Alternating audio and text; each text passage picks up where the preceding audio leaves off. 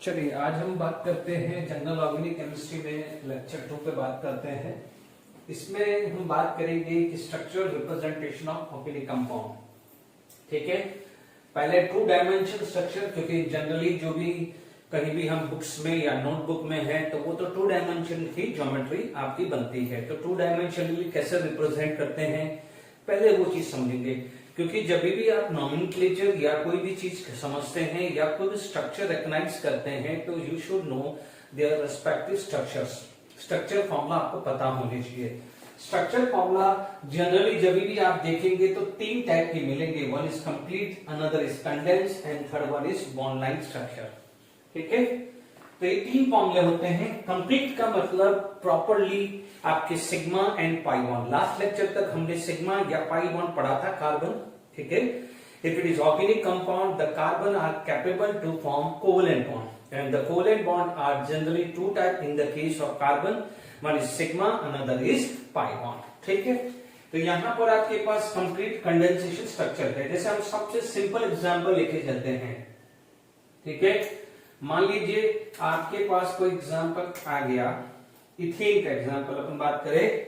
देखिए मान लीजिए एग्जांपल 1 है, this is the structure ethane का लिया CH3। तो this is the complete structure. यही एग्जांपल 2 ले लिया है, मान लीजिए मेरे पास इथीन का एग्जांपल लिया, this is the example of ethene and let it B third example, मान लीजिए मैंने ले लिया है इथाइन। ठीक है, तो इन दिस केस यदि आप ये 3 एग्जांपल्स आप देखेंगे और बहुत सारे एग्जांपल ले सकते हैं, पर एक स्टार्ट से करते हैं। तो ये कंप्लीट स्ट्रक्चर, इसको क्या बोलेंगे? कंप्लीट, यानी जहां पर प्रॉपरली बॉन्ड सिग्मा या पाई बॉन्ड हो। जैसे यहाँ सिग्मा है तो पाई भी है, यहाँ सिग्मा है तो पाई बॉन्ड भी है।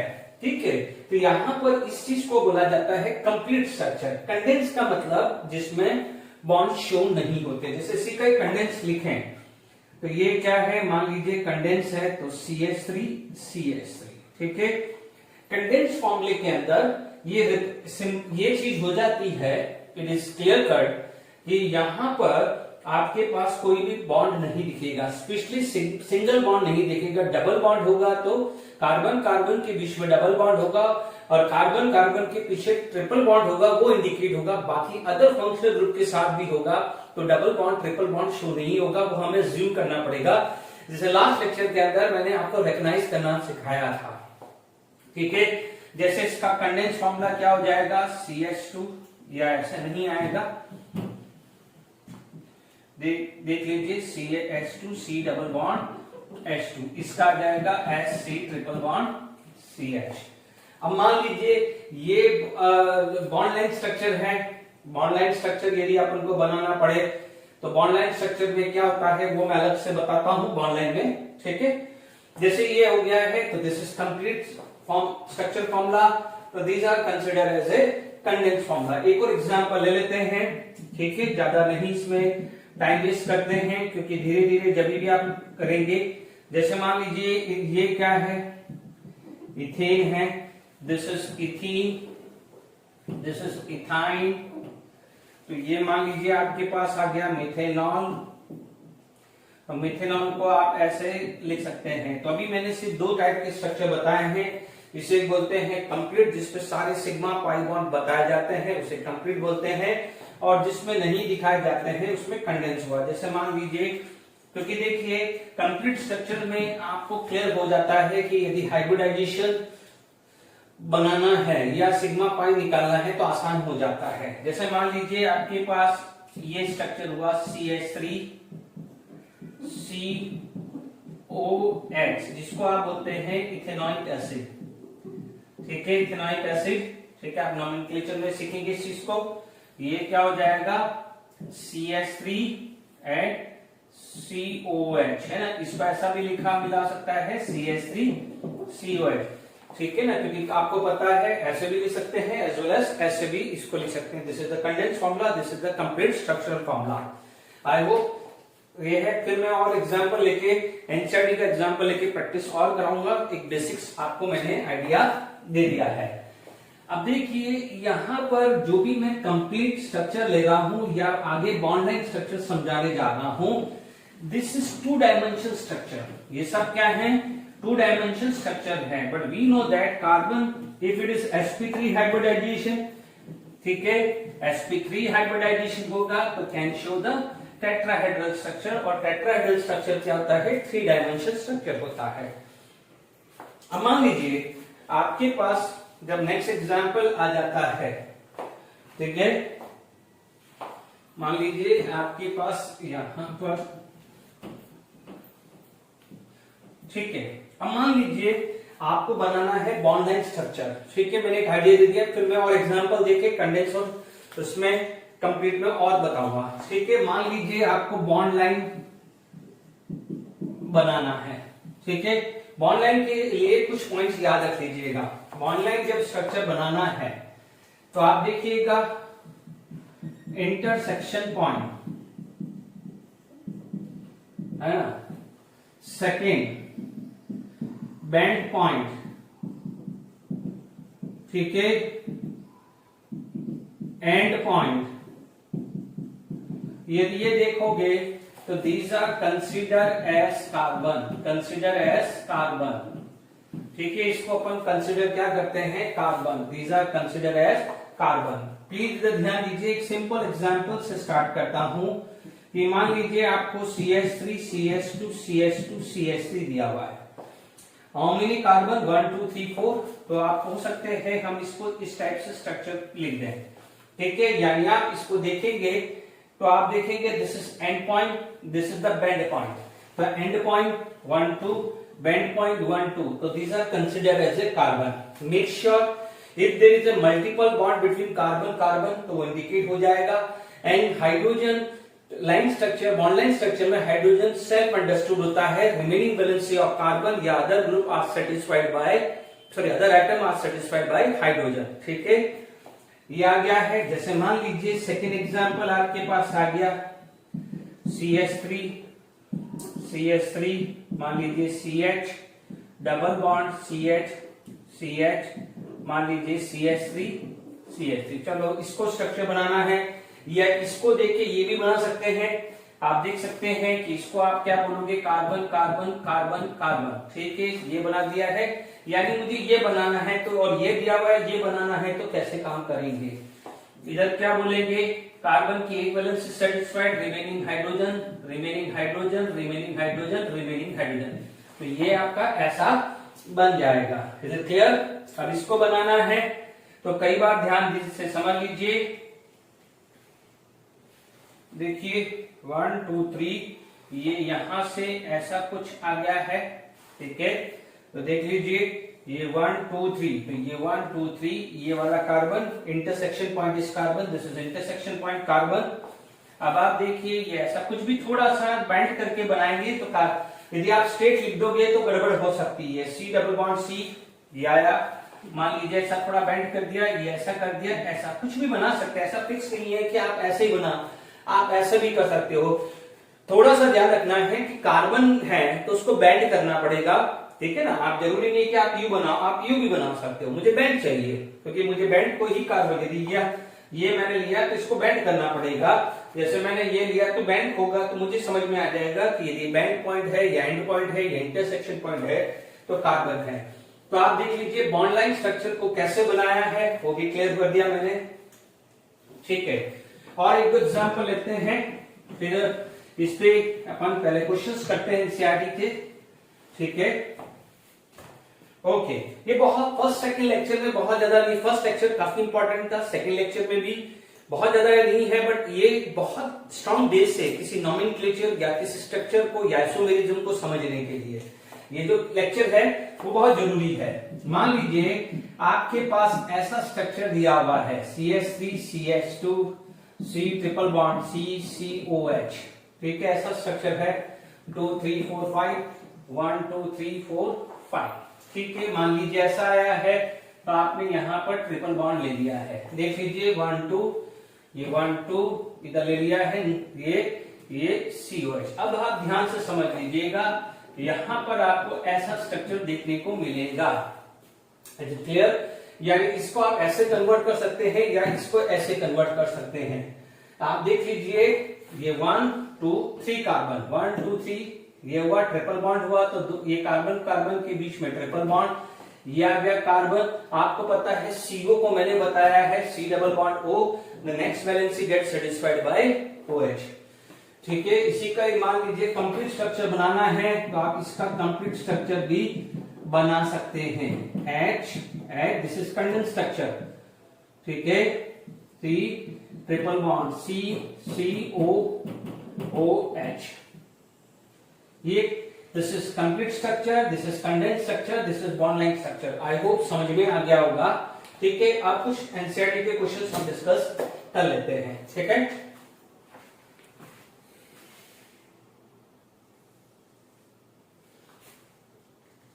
चलिए एनसीईआरटी के क्वेश्चंस करते हैं। पहला एनसीईआरटी 12.4 एग्जांपल प्रॉब्लम है, कंडेंस फार्मूला को आप कंप्लीट स्ट्रक्चर फार्मूला में कन्वर्ट करें। ठीक है, देखिए यहां पर आपके पास ये स्ट्रक्चर आ गया है। देखिए ये आपके पास 1 2, मैंने क्या बताया, जहां भी हो वो C डबल बॉन्ड बना दीजिए CO को, तो ये C and C, remaining valency H H H, यहां H H H H, ये आ जाएगा। This is the solution for A। B के लिए आप देखेंगे 1 2 3, बी का देखेंगे solution 1 2 double bond and CH2 thrice. देखो CH2 थ्राइस का मतलब क्या है, कंडेंस कर दिया है। तो ये ध्यान दीजिएगा 1 2 3 एंड 3, ये ध्यान दीजिएगा ये जो थ्राइस है वो मैंने यहां लिया है, जैसे CH2 थ्राइस CH2 थ्राइस, क्योंकि कंडेंस फॉर्मूले का मतलब क्या है, आप जितना उसको कंपैक्ट कर सकते हो, जितना आप उसको कंपैक्ट कर सकते हो, यानी जो भी रिपीटेशन है उसको एक ब्रैकेट में कर दीजिए। जैसे CH2 रिपीटेड है, CH2 CH2 CH2 रिपीटेड है, तो उसको क्या करा आपने, कंडेंस करके ऐसे लिख दिया है। देन यहां पर क्या हो जाएगा, CH3 CH3 CH3, यहां H, यहां H, यहां CH3। आई होप एनसीईआरटी का पहला जो स्ट्रक्चर है, देखिए ये आसान हो जाएगा कि to find out the sigma या पाई बॉन्ड फाइंड आउट करने के लिए, या हाइब्रिडाइजेशन के लिए भी आ सकता है। This is sp3 sp3 sp2 sp2 sp3 sp3 sp3 sp2 sp2 sp3 sp3 sp3 and sp3। मैंने रिवाइज भी करा दिया। इन सिग्मा एंड पाई बॉन्ड तो निकाल दीजिए, ये सब सिग्मा है, only one pi bond, rest is sigma. Here also one pi bond, rest is sigma bond. Agree, ये आप कैलकुलेशंस करके आप कर लीजिएगा। डन, ठीक है, क्योंकि लास्ट लेक्चर पे अपन ने बहुत सिग्मा पाई पे पूरा का पूरा काम कर लिया है। अब आप देखिए यहां पर आप बात करते हैं right the condense and bond line structure. सबसे पहले यदि मान लीजिए इसका कंडेंस फॉर्मूला करना है तो आप देख लीजिए यहां पर ये चीज रिपीटेड है, ठीक है, ये चीज रिपीटेड है, इज इट क्लियर। ये CH3 के साथ है, जबकि CH3 के साथ ये है, ठीक है। थोड़ा सा आप ध्यान दीजिएगा, यहां पर आपको क्या लिखना है, यदि पहले कंडेंस लिखना है तो OH CH2 थ्राइस, ठीक है, CH2 को क्या करा thrice, then CH CH3 bracket, ठीक है, यहाँ तो 1 ही है, ये CH। अब आप देखो CH3 दो बार है, तो अब आप देखो कंडेंस लिखना चाह रहे हैं तो दो बार को आपने 2 टाइम्स लिख दिया है, इज इट क्लियर। इनको मैंने दोनों को क्या करा है, 2 टाइम्स लिख दिया है, is it clear to all of you, ठीक है। अब आप देखो बॉन्ड लाइन बनाना है तो 1 2 3 आप बना सकते हो बॉन्ड लाइन, 1 2 3 1 2 3, इस पे क्या हो जाएगा OH बना सकते हो, OH लिख सकते हो डायरेक्टली, ठीक है। यहां पर एक और CH आ गया, यस, उस पे CH3 ये, उसके बाद ये CH और 2 CH, देख लीजिए this is the bond line structure, ठीक है। 1 2 3 आप देख लीजिए, प्लीज ध्यान दीजिएगा, मैंने गलत बना दिया है 1 2 3 में, यहाँ पर एक और लाइन जाना, क्योंकि ये कार्बन है ना, कार्बन कार्बन, तो ये OH यहां आ जाएगा। डन, तो ये देखिए 1 ये 2 ये 3, ये वाला कार्बन, इसकी ब्रांचिंग ये, फिर इसका कनेक्टेड ये हुआ है, तो ये इसकी 2 ब्रांचिंग CH3 CH3। देख लीजिए bond line structure, this is the condense structure and this is bond line structure, is it clear. I hope यहां पर हो गया है। अब इसका काम करें, नोट कर लिया होगा आपने। ठीक है, अब देखिए इस वाले में CN 2 बार है, तो आप क्या लिख सकते हो कि यदि इसका CN twice and OH bracket में, ठीक है, यानी CH सेंटर में आ गया, OH CN 2 बार, दिस इज कंडेंस फॉर्मूला, ठीक है, this is known as condense formula. अब बॉन्ड लाइन बना देते हैं 1 2 3, तो 1 2 3, यहां OH, यहां पर ट्रिपल बॉन्ड एन, यहां पर क्या हो जाएगा ट्रिपल बॉन्ड एन आ जाएगा, ठीक है, यानी ये carbon, this is carbon, this is तो C triple bond N, C triple bond N आ जाएगा। Is it clear to all of you? I hope यहां तक समझ में आ गया है। तो 12.4 12.5 हमने खत्म कर लिया है, अब अपन 12.6 और कर लेते हैं।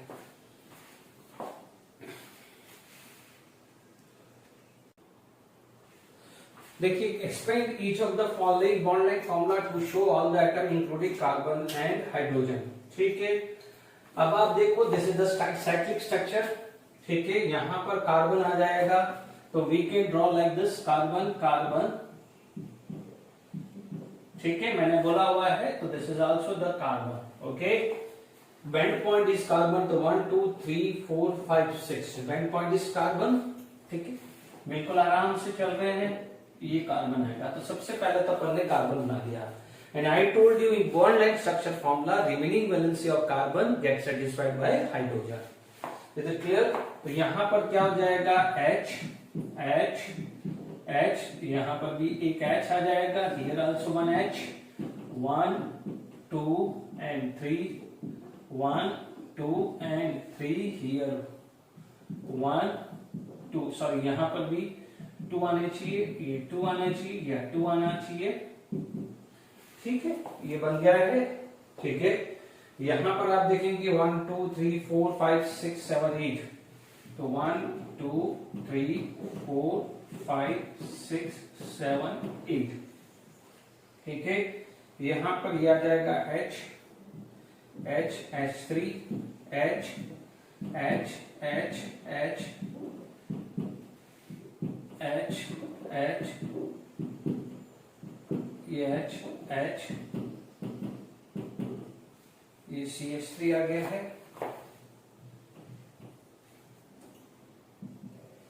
ये C जा गई, ठीक है, तो ये B आ गया है। अब आप देखो, ये C ट्रिपल बॉन्ड C आया, तो आप देखेंगे C triple bond C, then connected with carbon, क्योंकि ये C triple bond C connected with carbon, then एक और कार्बन, एक और कार्बन, यहां पर OH आएगा, self understood, remaining valency hydrogen, यहां कार्बन की ऑलरेडी 4 वैलेंसी हो चुकी है, इसमें 2 है तो H एंड H, यहां पर भी एक H, यहां 1 2 and 3। अब आ जाइए यहां पर, ये C1, ये H, ये H, ये H, ये H, ये H, H 1 2 and 3H, 1 2 and 3H। तो आई होप यहां पर बना दिया है CH3 CH3 CH3 CH3, ठीक है। तो आई होप अब इतने सारे एग्जांपल से क्लियर हो गया कि how to draw condense structure, condense को कन्वर्ट करना है बॉन्ड लाइन स्ट्रक्चर में, या फिर आप कंप्लीट स्ट्रक्चर में कैसे स्ट्रक्चर कर सकते हो। तो आई होप सारे प्रोफाइल अपन ने डिस्कस कर लिए हैं, ठीक है। एनसीईआरटी क्वेश्चंस को करने का एक बेनिफिट मिल जाता है कि हर प्रोफाइल वो कवर कर लेता है, ठीक है, इसमें कोई डिग्रेडेशन नहीं होता है, क्योंकि जेडब्ल्यू मेंस और नीट के अंदर आपको स्कोर करना है, तो एनसीईआरटी तो करना ही पड़ेगा। एनसीईआरटी जेडब्ल्यू नीट और जेडब्ल्यू में बिना एनसीईआरटी करे नहीं होना चाहिए, नहीं होगा। ढंग से देख लीजिए, यदि आपको जेडब्ल्यू मेंस में 99% अबव लाना है, ठीक है, तो आपको एनसीईआरटी करना ही पड़ेगा। आप उठा के देख लीजिए प्रीवियस ईयर के, तो कोई भी ये जो वीडियो देख रहा है ये नहीं समझना है कि सर एनसीईआरटी के क्वेश्चन ही क्यों डिस्कस कर रहा है, ठीक है। चलिए कुछ एक क्वेश्चन और डिस्कस कर लेते हैं।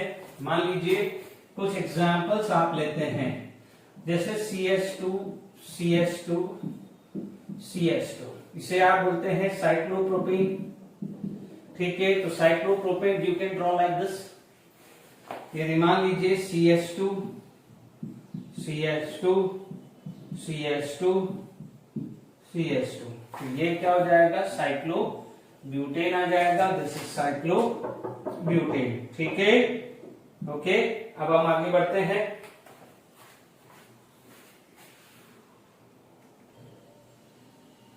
देखिए, now come to the 3 dimension representations of a organic compound. यदि मान लीजिए मैं कोई भी अल्केन लेता हूं, तो alkane have a specific hybridization which have a tetrahedral geometry. मैं इसको कहीं यहां पर ड्रॉ करूं, उससे पहले आप इसको स्ट्रक्चर को समझिएगा।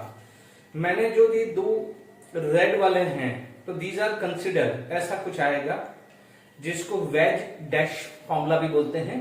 ठीक है, अब आप देखिए, let it be you are the observer. ठीक है, अब आप देखिए, दीज आर, मान लीजिए ये प्लेन ऑफ पेपर है, प्लेन ऑफ पेपर है। इसको मैं मान लीजिए आप अपने बुक्स ही मान लीजिए, चलिए ये बुक्स है या नोटबुक मान लीजिए, ये प्लेन ऑफ पेपर है।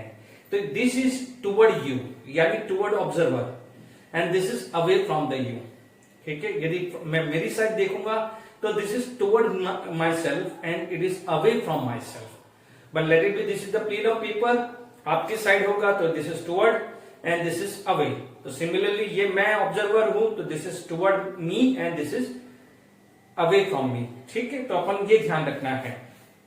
ओके, तो प्लीज ध्यान दीजिएगा, 2 चीज आएगा यहां पर। जो वेज बनेंगे वो 2 टाइप के होंगे, एक सॉलिड वेज होगा और एक होगा डैश वेज। ठीक है, आप ये ध्यान दीजिएगा, this is consider as a solid wedge. ठीक है, ये बिल्कुल डार्क आएगा, ये आएगा सॉलिड वेज। ठीक है, इसे आप बोलोगे सॉलिड वेज बोलोगे, और इसी टाइप का आएगा, उसको क्या बोलोगे, डैश वेज बोलोगे। ठीक है, ये ध्यान रखना है। सॉलिड वेज होगा वो आएगा टुवर्ड ऑब्जर्वर, टुवर्ड्स ऑब्जर्वर, यानी आप हैं या मैं हैं। ठीक है, ये आएगा अवे फ्रॉम ऑब्जर्वर। ये हमेशा ध्यान दीजिएगा। ठीक है, अभी मान लीजिए आपके पास आया structure, late it be CH4 है। We know that CH4 have a, मान लीजिए एग्जांपल ले लिया CH4 का ज्योमेट्री आता है टेट्राहेड्रल ज्योमेट्री। कौन सी ज्योमेट्री होती है, टेट्राहेड्रल। तो आप देखेंगे ये CHEH आ गया। ठीक है, ये क्या हो जाएगा, प्लेन ऑफ पेपर। मान लीजिए यहां पर ये आया है, तो आप मान लीजिए ये वाला जो हाइड्रोजन है, हाइड्रोजन की जगह कोई और एटम भी आ सकता है। ठीक है, तो आप देखेंगे यहां पर, ठीक है, लेट इट बी, ये आया, तो ये क्या हुआ है, सॉलिड वेज, और ये जो आया है ये डैश वेज आ जाएगा। ठीक है, तो अब आप इसको क्या बोलोगे, this two bond lie in, ये जो बॉन्ड है, तो ये bond lie in plane of paper. ठीक है, इट इज टुवर्ड ऑब्जर्वर, आप ऑब्जर्वर हैं या मैं। यदि मैं यहां से देखूं, आप भी देखेंगे, तो ये टुवर्ड ऑब्जर्वर, ये हो जाएगा away from observer. Is it clear to all of you? तो this is the way to draw the 3 dimensional structure. यानी ये जो सेकेंड टाइप का था, पहला टाइप का क्या था, कंडेंस था। ठीक है, हमने बॉन्ड लाइन स्ट्रक्चर पढ़ा है और कंप्लीट स्ट्रक्चर फॉर्मूला पढ़ा है, वो 2 डायमेंशन थे, ये क्या है 3 डायमेंशन। ठीक है, ध्यान रखना है, या आगे जब आप कंफर्मर करेंगे या ऑप्टिकल आइसोमर्स करेंगे, वहां पर ये रिप्रेजेंटेशन जरूरत पड़ेगी। ठीक है, ये हमेशा ध्यान रखना है। ओके, आगे प्रोसीड करते हैं, तो हम बात करते हैं classification of organic compound. No doubt आज का जो लेक्चर है वो बहुत बेसिक्स है।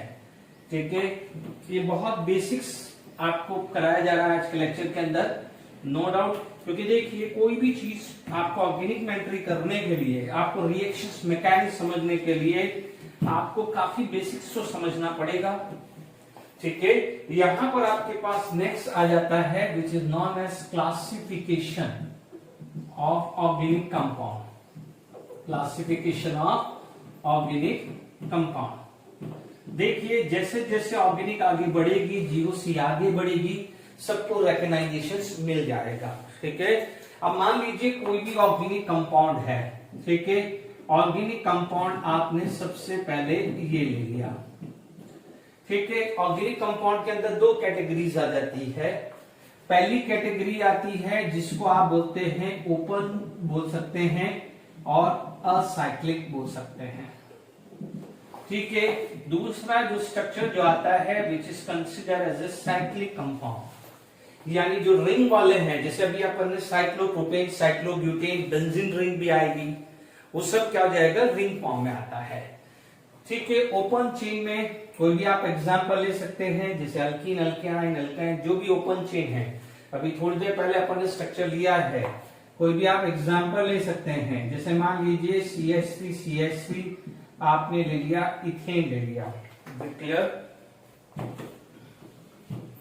मान लीजिए कोई भी एग्जांपल आपने ले लिया, CH3 आपने ले लिया ethane, CH2 double bond CH2 आपने ले लिया इथीन, आपने इसको ले लिया है मिथेनॉइक एसिड।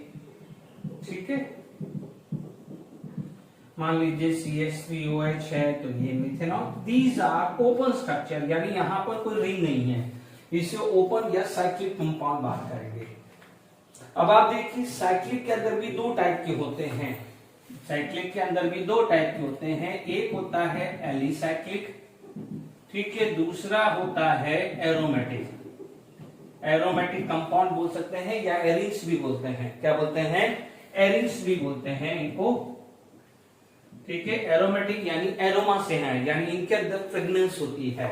अब एलिसाइक्लिक भी दो टाइप के हो सकते हैं, वन इज होमोसाइक्लिक, है ना, एंड अनदर इज हेट्रियोसाइक्लिक। हेट्रियोसाइक्लिक, इसमें भी एरोमेटिक भी दो टाइप के ही हो सकते हैं, एक हो सकता है होमोसाइक्लिक, है ना, या होमोजीनियस भी बोल सकते हैं, और ये आ सकता है हेट्रियोसाइक्लिक, है ना। ठीक है ना, यानी होमोजीनियस में जैसे मान लीजिए all the categories are same. जैसे मान लीजिए आपके पास ये सारे के सारे कार्बन हुए, है ना, मान लीजिए ऐसा 5 कार्बन आ गया, ये आ गया साइक्लोब्यूटेन, है ना, ये साइक्लोपेंटेन। ठीक है, यहां पर मान लीजिए ऐसा कुछ आ गया, ये O आ गया। ठीक है, यहां पर कुछ ऐसा कुछ आ गया, जैसे इसको क्या बोलते हैं, साइक्लिक ईथर बोलते हैं, है ना, ये साइक्लिक थायो ईथर आ गया। तो यहां पर क्या हो गया कि इनमें all the ring consist of carbon only, उससे होमोसाइक्लिक, और इफ अदर देन कार्बन होगा तो उसे क्या बोलेंगे, हेट्रियोसाइक्लिक। ठीक है, होमोसाइक्लिक इसमें भी क्या हुआ है, जैसे ये आ जाएगा। ठीक है, अभी हम बिल्कुल आगे जब हम रेजोनेंस इफेक्ट पढ़ लेंगे, यानी रेजोनेंस मेसोमेरिक, वहां पर पूरा एक लेक्चर एरोमेटिक नॉन एरोमेटिक का है, तो वहां पर ये सब सिखा दूंगा कि एरोमेटिक क्यों बोला जाता है। अभी सिर्फ आप अपने नोट्स में लिख दीजिए, ये एरोमेटिक है, इसको क्या बोलते हैं, फ्यूरेन बोलते हैं, है ना। यहां पर यदि ये N आ जाता है, इसे क्या बोलते हैं, पायरोल बोलते हैं। ठीक है, ये सब क्या होता है, हेट्रोसाइक्लिक होते हैं, यानी अदर देन। इसमें भी क्या हो जाता है, दो कैटेगरी आ जाती है, एक बेंजीन और एक नॉन बेंजोनॉइड हो जाती है, यानी जिसके अंदर एक बेंजीन रिंग वाला हो, एक होता है बेंजीन बेंजीनॉइड और दूसरा होता है नॉन बेंजीनॉइड, है ना। बेंजीन वाले यानी जिसके अंदर बेंजीन रिंग हो। ठीक है, जैसे इसके अंदर आ जाएगा, आपके पास आ जाएगा, ये बेंजीन खुद आ गया, आप देख सकते हैं यहां पर आ गया टॉल्यून, ये बेंजीन आ गया, ये टॉल्यून आ गया। ठीक है, ये सारे एग्जांपल्स आ गए हैं। इसमें आप अदर देन बेंजीन रिंग भी आप ले सकते हैं। Is it clear? ओके, तो यहां पर जैसे फॉर एग्जांपल आपके मैं रब कर देता हूं,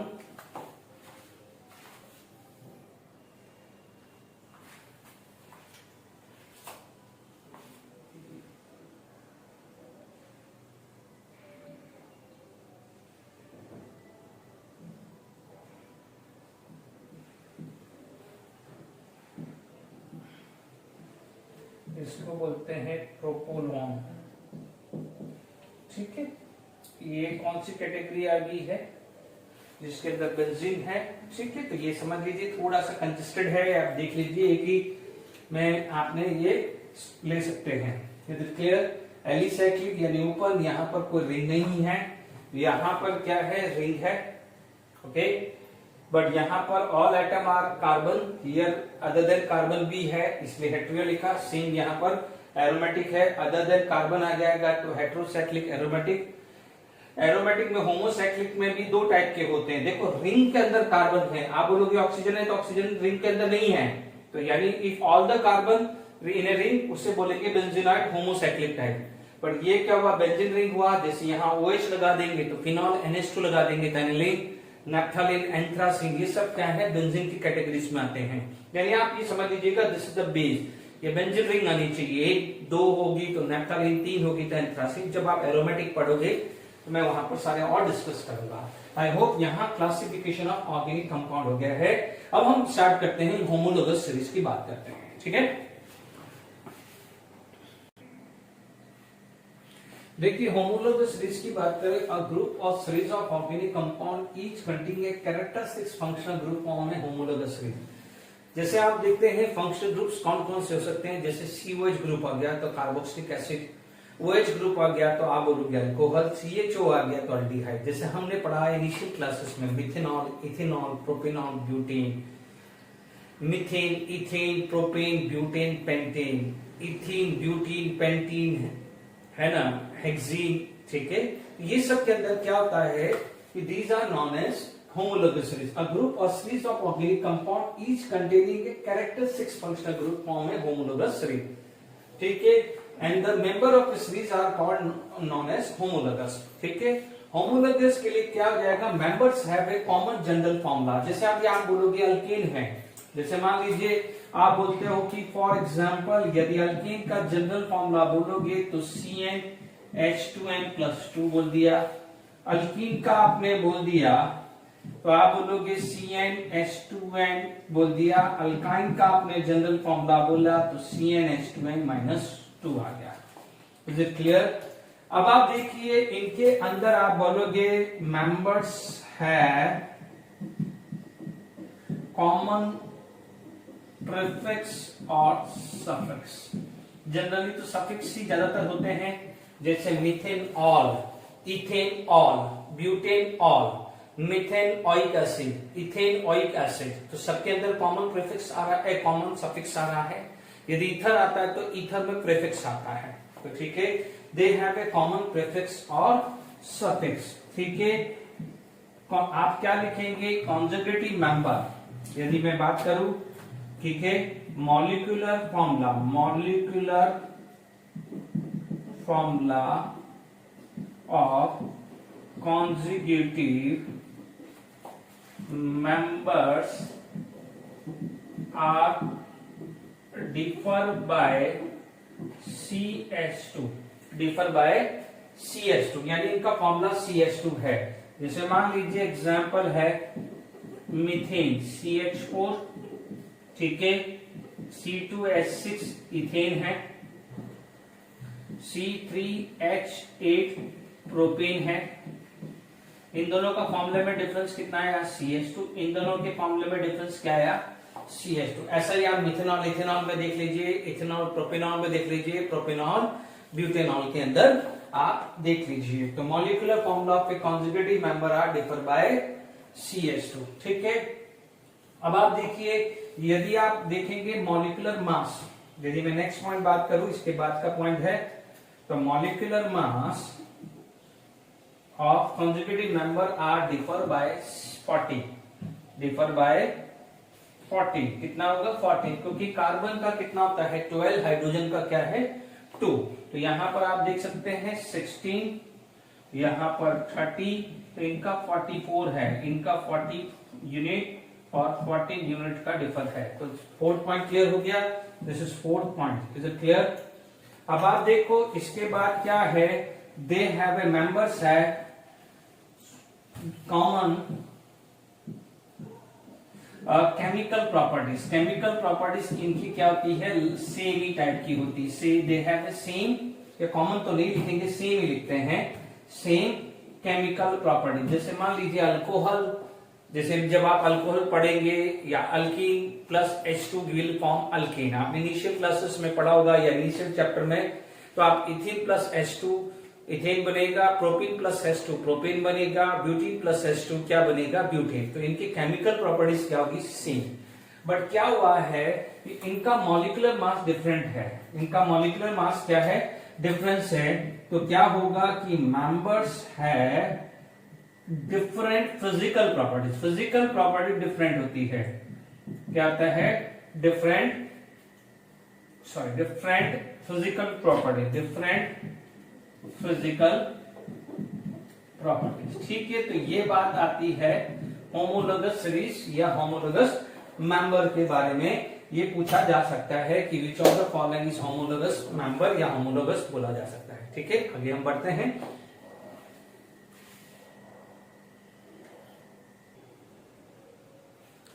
चलिए फंडामेंटल कंसेप्ट इन ऑर्गेनिक, देखिए इसके अंदर अभी हमने इससे पहले जो है होमोलोगस सीरीज कंप्लीट किया है, ठीक है। Nomenclature and isomerism separate video मैंने बनाए हुए हैं, नॉमेनक्लेचर बिल्कुल अलग से नॉमेनक्लेचर चलेंगे, no doubt homologous series is a part of a nomenclature, but basic से क्योंकि इनिशियली क्लासेस में हमने पढ़ा हुआ है इसलिए इसका आसान है। आइसोमेरिज्म बिल्कुल सेपरेट वीडियोस हैं, उसको आप उसको देखिए। नाउ देखिए अब हम स्टार्ट जो करते हैं that is the fundamental concept in organic reaction mechanism, यानी अब आप देखिए अब हम रिएक्शंस करने की कोशिश करेंगे, यानी केमिकल रिएक्शंस होती है और स्पेशली यदि ऑर्गेनिक रिएक्शंस होती तो होता क्या है, क्या चीज का ध्यान रखना पड़ता है और क्या क्या आपको कैसे वर्क करना है वो देखिए। सबसे पहले यदि कोई भी केमिकल रिएक्शन की सबसे सिंपल डेफिनेशन बोलूं, मैं अभी ऑर्गेनिक रिएक्शंस या इनऑर्गेनिक रिएक्शंस नहीं बात कर रहा हूं, क्या होता है, breaking of a old bond and formation of new bond. A मान लीजिए एक्स के साथ गया तो बी क्या आ जाएगा, वाई, यानी थोड़ी देर के लिए मान लीजिए ए प्लस है तो यहाँ पर एक्स माइनस है और बी माइनस है तो वाई प्लस मान लेते हैं थोड़ी देर के लिए, ठीक है ना, थोड़ी देर के लिए या, ठीक है। तो ये A X new bond form हुआ, B Y new bond form हुआ, तो ऐसे ही ऑर्गेनिक कंपाउंड के अंदर भी होगा। अब आप देखिए what is the meaning of reaction mechanism, ठीक है, मैं डेफिनेशन लिखा है, a sequential account of each step describing details of the electron movement, electron कैसे मूव कर रहा है, यहां से वहां जा रहा है या वहां से यहां आ रहा है। एनर्जेटिक ड्यूरिंग बॉन्ड क्लीवेज, यानी जब बॉन्ड टूटा है तो किसमें ज्यादा एनर्जी लग रही है, किसमें कम एनर्जी लग रही है, वो देखना पड़ता है। क्योंकि मान लीजिए यदि कोई भी चीज जल्दी रिएक्शंस हो रही है तो एनर्जी कम होगी, और जिसमें स्लो रेट है तो क्या है, एनर्जी ज्यादा लगेगी।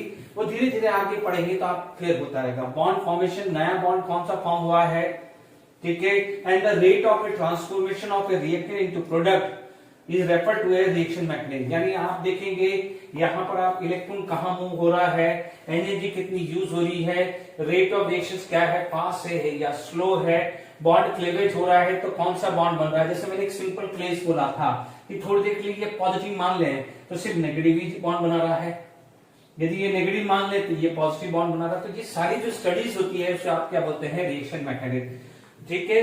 अभी जो है ये हम रिएक्शन मैकेनिज्म हो जाता है। अभी मान लीजिए यही चीज को, ठीक है, इसी चीज को यदि हम ऑर्गेनिक के अंदर बात करें, ठीक है, ऑर्गेनिक के अंदर क्या होते हैं, रिएक्टेंट्स होते हैं, ठीक है। यदि मैं यही चीज को बात करूं, जैसे मैंने ए बी और एक्स वाई लिया था, तो आपके पास ए बी एक रिएक्टेंट था और एक्स वाई दूसरा रिएक्टेंट था। यदि मान लीजिए यही चीज मेरे पास ऑर्गेनिक रिएक्शंस होती, ठीक है, ऑर्गेनिक रिएक्शंस के अंदर क्या होता, एक चीज होती रिएक्टेंट वन, एक होता रिएक्टेंट वन, एक होता reactant one plus reactant two. मान लीजिए वो एक इंटरमीडिएट रिएक्टेंट वन हुआ and it is going to be form intermediate, and intermediate से वो फाइनली क्या है, प्रोडक्ट बना रहा है।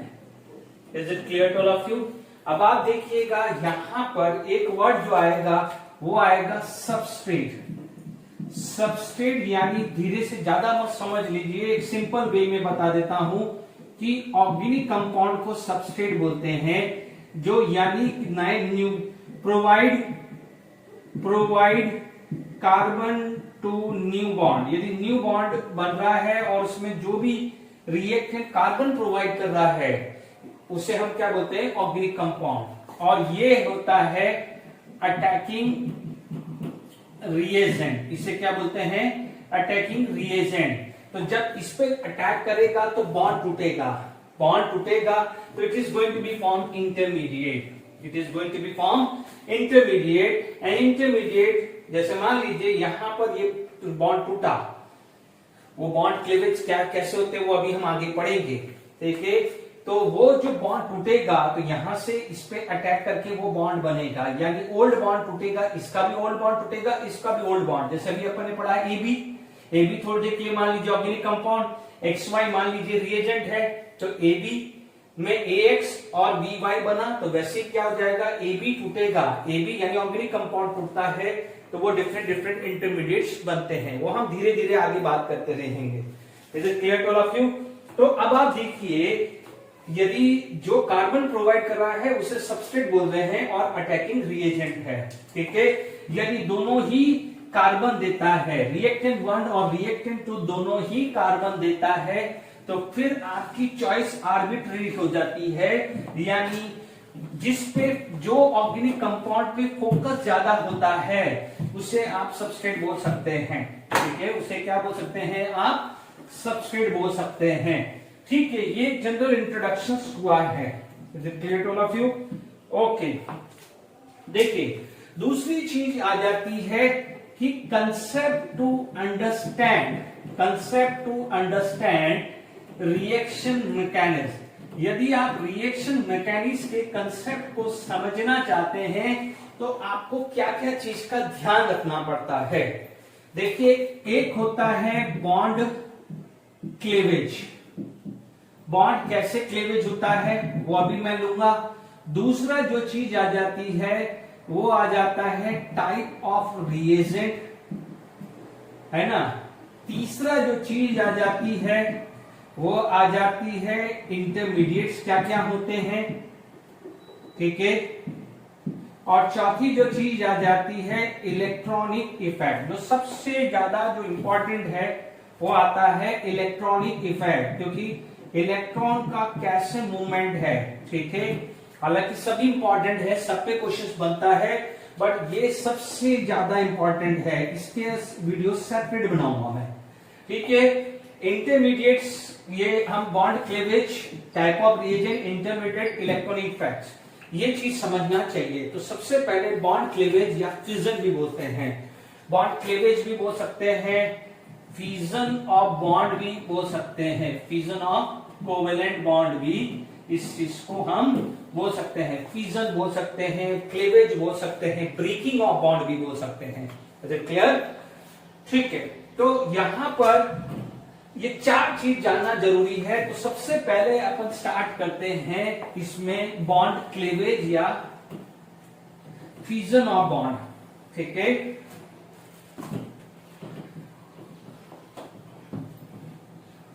ठीक है, यहां पर आप बात कर सकते हैं कि पहला फ्यूजन ऑफ कोवेलेंट बॉन्ड, है ना, जिसको आप बॉन्ड क्लीवेज भी बोल सकते हैं। You can say bond cleavage या ब्रेकिंग ऑफ बॉन्ड, ठीक है।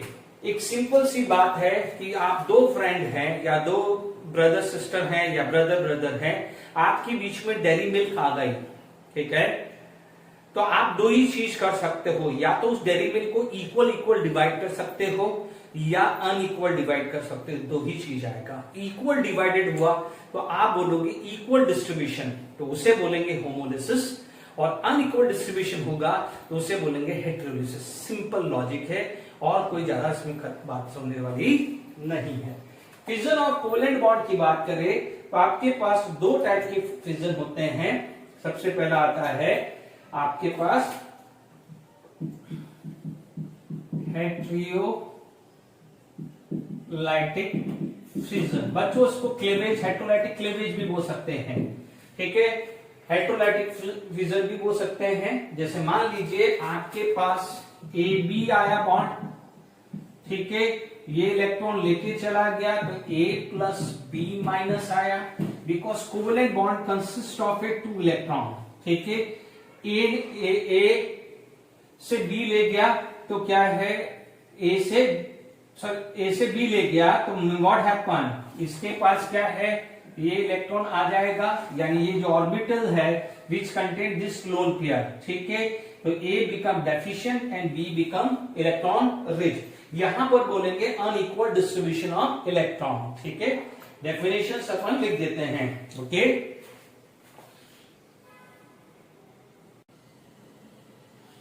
ठीक है, तो हमारे पास डेफिनेशंस मैंने लिख दी, ज्यादा मैंने कहा the bond break in a such a fashion that the share. ठीक है, यहां पर क्या हो जाएगा, स्पेलिंग गलत हो गया है, यहां पर शेयर्ड आएगा, shared pair electron remain with one side of the electron shared fragment. देखिए यहां पर ये शेयर्ड था, A shared the electron of B and B shared the electron of A, यानी ये दोनों इलेक्ट्रॉन किसके साथ चला गया है, बी के साथ, यानी ए बिकम डेफिशिएंट। अब आप देखिए यहां पर इसको आप क्या बोल सकते हो, हेटेरोलाइटिक फ्यूजन भी बोल सकते हो या हेटेरोलाइटिक क्लीवेज भी बोल सकते हो। ठीक है, अब आप देखो यहां पर प्रोड्यूस किया हुए हैं, आयंस प्रोड्यूस हुए हैं, कैटायन और एक एनायन हुआ है, तो इसको आप ये भी बोल सकते हैं कि आयनिक क्लीवेज भी बोल सकते हैं, इसको आप दूसरा नाम क्या बोल सकते हैं, आयनिक क्लीवेज। अब आप देखिए ये कब पॉसिबल है, सपोज ये कब पॉसिबल है, if B is more electronegative, B is more electronegative than A, तभी पॉसिबल है। यदि ए इलेक्ट्रोनेगेटिव देन बी होगा तो ए माइनस और बी प्लस हो जाएगा। अब आप देखिए यहां पर हमारे पास कार्बन के पास दो केस हो सकते हैं।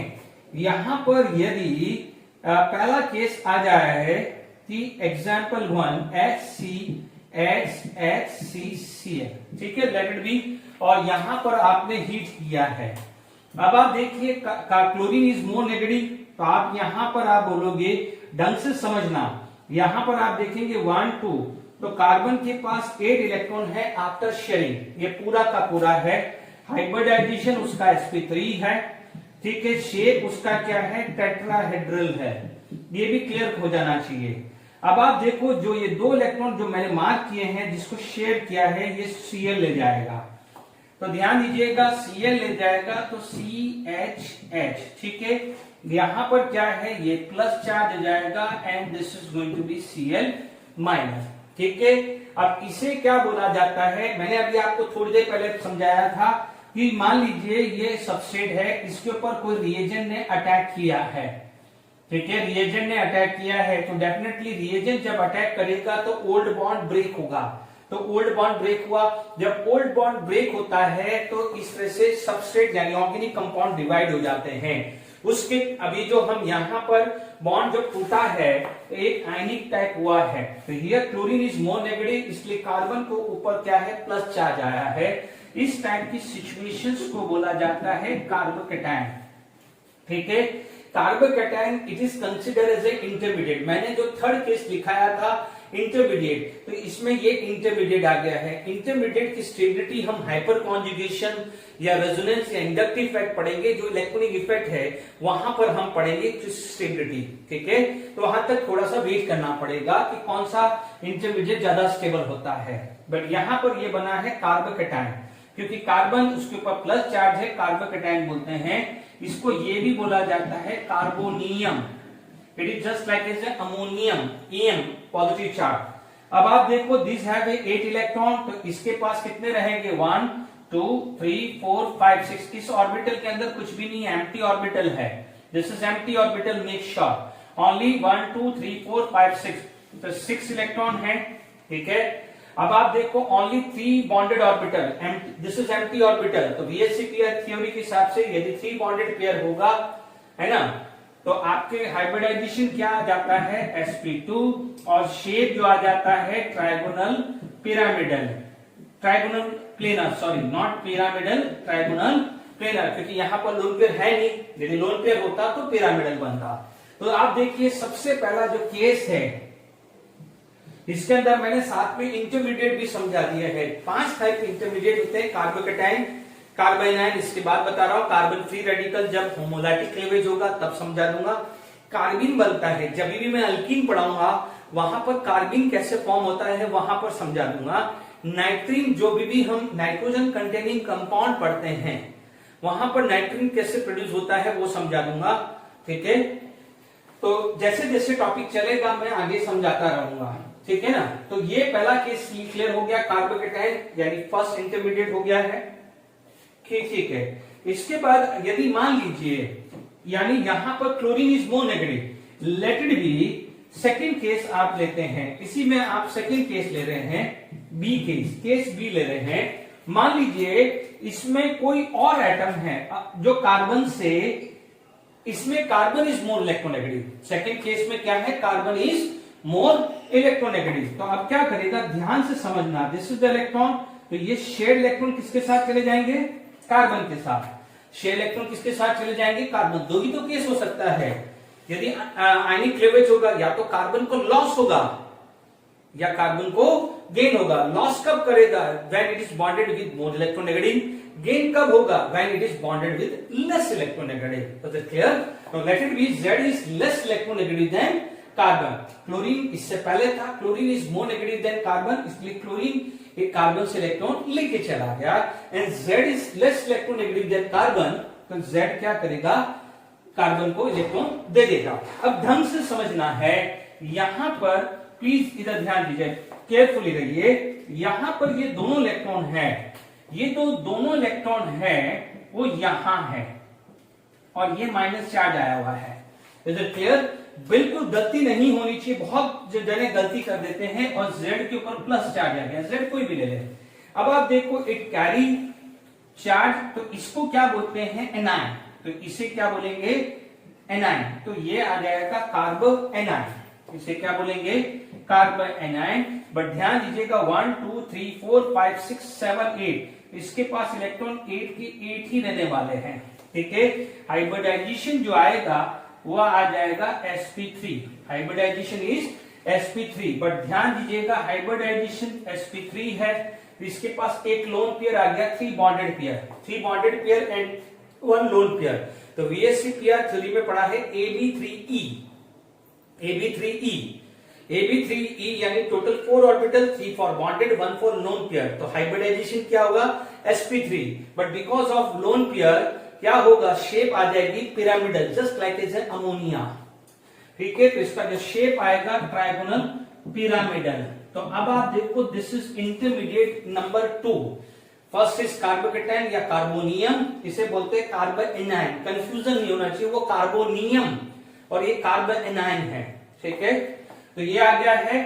बट ध्यान दीजिएगा intermediate have a very very short life, क्योंकि कार्बन की वैलेंसी यहां पर 3 हुई है, उससे पहले भी 3 थी, और टेक्निकली स्टेबल होता है तो carbon have a 4 valency. Is it clear?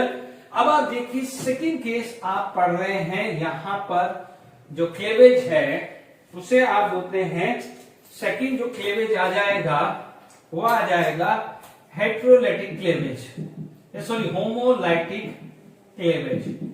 ठीक है, होमोलाइटिक क्लेवेज। प्लीज ध्यान दीजिएगा, इसमें ऑर्डर आता है, जैसे अभी आप पढ़ोगे तो ये लिखेंगे, यानी अभी कि 3 degree carbocation is more stable than 2 degree, 2 degree stable than 1 degree. Similarly carbanion में बोलेंगे 1 degree is more stable than 2 degree, 2 degree stable than 3 degree. वो जब मैं इलेक्ट्रॉनिक इफेक्ट पढ़ाऊंगा वहां पर ये स्टेबिलिटी समझाऊंगा, अभी लिखने का कोई मतलब नहीं है। ठीक है ना, प्लीज ध्यान दीजिएगा, है ना, अभी स्टेबिलिटी पे अभी दिमाग मत लगाइए। अब देखिए यहां पर आप बोलोगे कि यदि बात करें the bond break in such a manner that, है ना, देखिए शेयर पे electron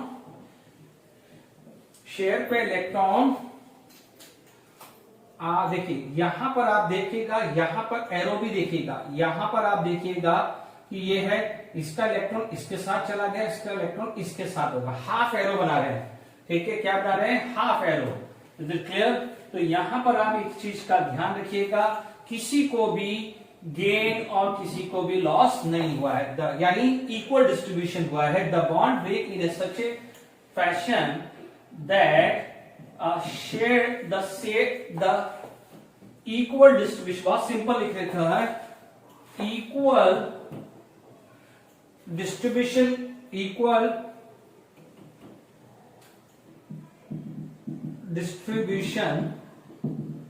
of electron between two fragments. ठीक है, यानी दोनों को इक्वल आ जाता है. ठीक है, अब मान लीजिए यहां पर आया, इसका एग्जांपल लेके लेट इट बी, यहां पर ये H है. ठीक है, और यदि इसका एग्जांपल लें बच्चों, यहां पर कोई भी हीट या लाइट दे दी. ठीक है, जनरली मैं अभी से ही ट्रिक सिखा देता हूं. ज्यादातर होमोलैटिक क्लीवेज कब होता है? जब HNu या यूवी रेस या सनलाइट डाला जाता है, तब होमोलैटिक क्लीवेज होता है. ये ध्यान रखना है. Is it clear? तो यहां पर ये इक्वल डिस्ट्रीब्यूशन हुआ है. ठीक है, इक्वल डिस्ट्रीब्यूशन हुआ है, तो प्लीज इधर ध्यान दीजिएगा. ठीक है, यहां पर जो H, इसका इलेक्ट्रॉन ये हुआ, इसका इलेक्ट्रॉन ये हुआ है. तो अब आप देख लीजिए 1 2 3 4 5 6. यहां पर आप बात करेंगे तो इसको क्या बोलेंगे? Carbon free radical. जिसे बोलेंगे कार्बन फ्री रेडिकल. क्या बोलेंगे इसको? Free radical. और इसके अंदर आपके पास इलेक्ट्रॉन क्या है? 7 इलेक्ट्रॉन है. अब रिगार्डिंग हाइब्रिडाइजेशन, यदि हाइब्रिडाइजेशन बहुत कंफ्यूजिंग होता है, जनरली हाइब्रिडाइजेशन नहीं लिख सकते हैं क्योंकि एक ऑर्बिटल के अंदर एक इलेक्ट्रॉन है. बट मान लीजिए फिर भी पूछ लिया तो आप sp3 लिख दीजिएगा. हालांकि इसलिए मैं हाइब्रिडाइजेशन टेक्निकली नहीं लिख रहा हूं क्योंकि आपके पास बॉन्डेड पेयर या लोन पेयर दोनों में से कोई तो होना चाहिए ना ऑर्बिटल में. इस ऑर्बिटल के अंदर एक इलेक्ट्रॉन है. ठीक है, इसीलिए मैं hybridization due to controversial situation नहीं लिख रहा हूं. बट इन केस एग्जाम में आ गया तो आप sp3 पे टिक कर दीजिएगा. ठीक है, आपने एटॉमिक स्ट्रक्चर में पढ़ा हुआ है, if there is an unpaired electron तो इसे क्या बोला जाता है? पैरामैग्नेटिक, है ना. और बाकी सारे क्या थे? पेयर थे, इसलिए उनको क्या बोलते हैं? डायमैग्नेटिक. तो this is the intermediate number 3. First is carbocation, carbon anion and this. अब आप देखो, इसको होमोलैटिक और अनआयनिक क्लीवेज या अनआयनिक फ्यूजन भी बोलते हैं. तो अभी देखिए यहां पर जो हमने carbocation, carbon anion, carbon free radical, 3 type के इंटरमीडिएट्स पढ़ लिए हैं. कार्बिन, जब मैं एल्कीन पढ़ाऊंगा वहां पर कार्बिन आएगा, एडिशन ऑफ कार्बिन, हम एक टॉपिक पूरा पढ़ेंगे. तो वहां पर पूरा डिटेल्स में मैं वीडियो बनाऊंगा कि कार्बिन कैसे बनता है और उसमें सिंगलेट कार्बिन, ट्रिपलेट कार्बिन कैसे बनते हैं. वो उसके लिए एल्कीन तक वेट करिए. नाइट्रीन मैं जब बताऊंगा जब आपका जो नाइट्रोजन कंटेनिंग कंपाउंड, जब हॉफमैन ब्रोमाइड रिएक्शंस या स्कीमेट रिएक्शंस आएगा, मैं वहां पर होगा. ठीक है ना. तो बस यहां पर मैंने टाइप ऑफ इंटरमीडिएट्स भी आपको समझा दिया, बॉन्ड क्लीवेज भी समझा दिया है. नेक्स्ट लेक्चर के अंदर जो भी है हम टाइप ऑफ रिएजेंट्स से स्टार्ट करेंगे, फिर इलेक्ट्रॉनिक इफेक्ट में इंडक्टिव इफेक्ट हम नेक्स्ट क्लास में खत्म करेंगे. Till then enjoy. Thank you very much. Make sure nomenclature जो है, आइसोमेरिज्म है, उस सेपरेट्स मैंने वीडियो बनाए हैं. ठीक है, उनको, क्योंकि इसमें क्या है, मर्जिंग नहीं करना चाहता हूं. वो आइसोमेरिज्म तो बिल्कुल एक्सक्लूसिव आइसोमेरिज्म का वीडियोस हैं. नोमेनक्लेचर तो सिर्फ एक्सक्लूसिव नोमेनक्लेचर है. इसलिए भी फर्स्ट और सेकंड लेक्चर के अंदर मर्जिंग चलता है. अब आप देखिए जो नेक्स्ट लेक्चर है, आज हमने सिर्फ इसका इंट्रोडक्शन पढ़ा है. नेक्स्ट लेक्चर से आपको और चीजें अच्छी रहेगी. ठीक है, till then enjoy. Thank you very much.